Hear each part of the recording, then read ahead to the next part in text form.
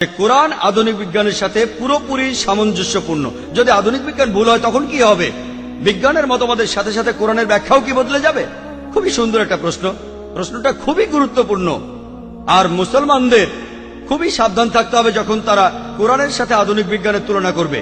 এজন্য আমি আমার লেকচারের শুরুতেই বলেছিলাম, আমি এখানে বলবো শুধুমাত্র বিজ্ঞানের সেই মতবাদগুলোর কথা যেগুলো প্রতিষ্ঠিত।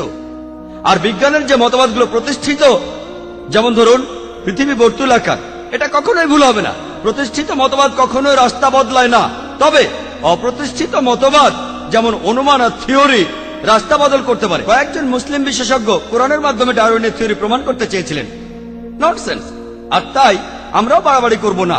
আমরা কোরআনের মাধ্যমে আধুনিক বিজ্ঞানের সবকিছু প্রমাণ করব না। প্রমাণ করার আগে আমাদের দেখতে হবে সেটা প্রতিষ্ঠিত নাকি অপ্রতিষ্ঠিত। যদি প্রতিষ্ঠিত হয় আলহামদুলিল্লাহ প্রমাণ করা যাবে। কোরআনের কথা কখনোই তার বিরুদ্ধে যাবে না। মতবাদটা অনুমান হয়ে থাকলে সেটা ঠিক হতে পারে, আবার ভুলও হতে পারে। যেমন বিগ ব্যাং থিওরি, এটা আগে ছিল একটা অনুমান। আগে এটা ছিল অনুমান।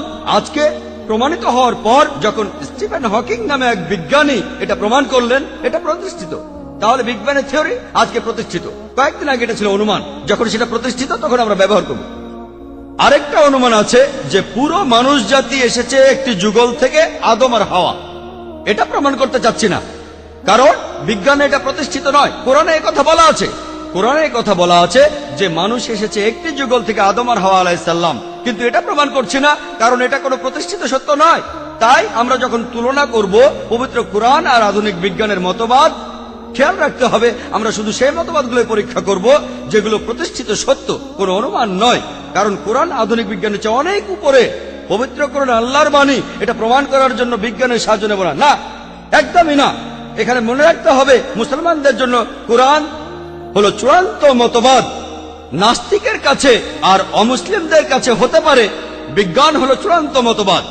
আমি যেটা করছি, নাস্তিকের যে মতবাদ আছে সেই মতবাদটা নিচ্ছি আর কোরআনে মুসলমানদের মতবাদের সাথে তুলনা করছি।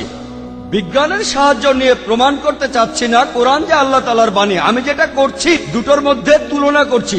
কোরআন যে উপরে সেটা দেখাচ্ছি যে আধুনিক বিজ্ঞান এই সেদিন যে কথা বলেছে, কোরআন সে কথা 1400 বছর আগে বলেছে। তাই আমি প্রমাণ করতে চাচ্ছি আমাদের মতবাদ, মুসলমানদের মতবাদ, কোরআন অন্য মতবাদের চেয়ে অনেক উপরে, অর্থাৎ বিজ্ঞান। তাই আমাদের কোরআনকে বিশ্বাস করা উচিত। কোরআনই সবার উপরে। আশা করি উত্তরটা পেয়েছেন।